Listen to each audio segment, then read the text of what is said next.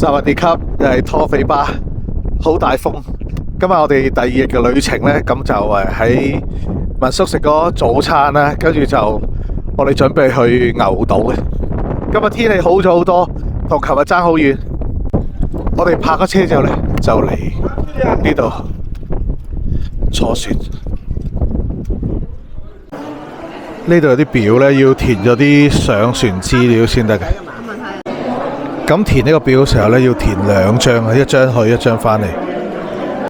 上咗船啦，咁呢裏邊呢就要好得意嘅除鞋坐喺度。如果提早book 嘅話呢，就可以揸埋架車入嚟。咁我哋就冇揸到啦，冇 book 到啦。咁就泊喺頭先嗰個停車場度，然之後就過嚟。如果唔想坐入邊呢，都可以坐出嚟嘅。咁就大風啲啦。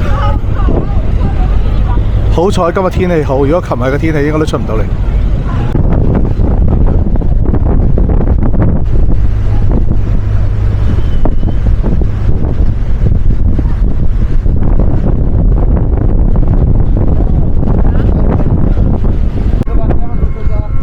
落船，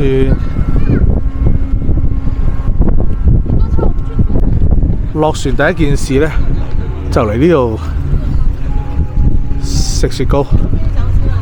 我哋呢就準備租呢啲車，咁我哋因為7個人啦，叫做就要一架單車加2架呢啲啦。我哋呢結果就係租咗呢啲車啦。沿途啦，咁咁我哋嚟到呢度呢，就係食嘢。咁租車呢，咁喺網上面揾呢，佢都係話你有國際車牌就 OK。咁但係其實呢，結果我哋租呢，咁佢就話我冇電，因為我本身冇電單車牌嘅，咁啊淨係得私家車牌。咁你嗰個車牌呢，其實佢都係應該話保險唔包嘅，好似話。咁我都覺得佢哋有啲求其，都係求其租嘅，唔會唔做生意嗰啲咯。咁因為我見到用呢啲車嘅人好多，咁但係又應該冇咁多人有電單車牌，我估計。咁另外可以租呢啲即係有助力嘅單車啦。咁你問我嘅話呢，我有得揀，我自己如果全部識踩單車呢，我就寧願租呢啲就會好控制啲。但係如果你話有啲人唔識踩單車啊，或者係呢個有小朋友呢，咁冇辦法就冇得講。咁但係我覺得呢個呢，仲比較容易控制啲，同埋冇咁危險咯。因為嗰架車本身都係得嚟咁樣，跟住就又好似唔係幾好平衡啊，難控制啲咯。咁因為實在唔係咁多人有揸過電單車。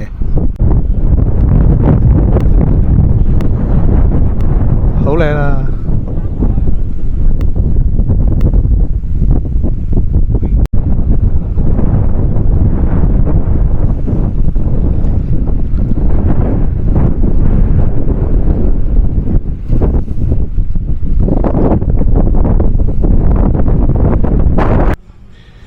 基本上呢，揸住呢個車呢，都係樣衰嘅。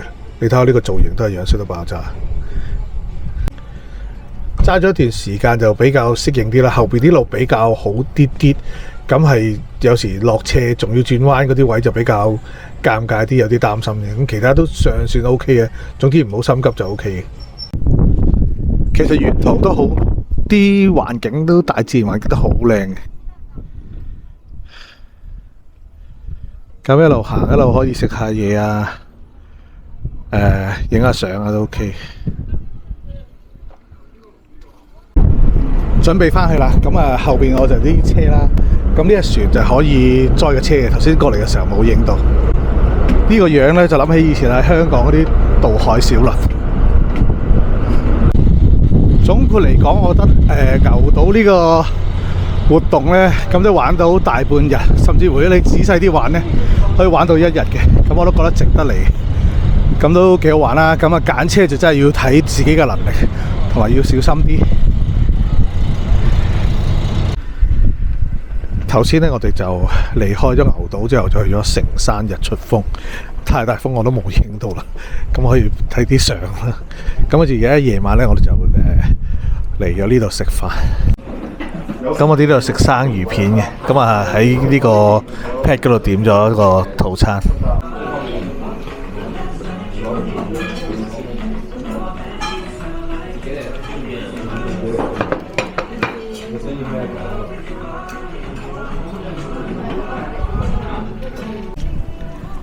食完啦，咁就呢餐都我覺得都幾 OK 嘅，都抵食啦。即係我哋分開兩張台，咁一張台都係500零蚊港紙度，咁啲嘢都好靚，好份量好夠嘅，食到好飽，全部都好飽。咁今日係咁多啦，食飽翻去，拜拜。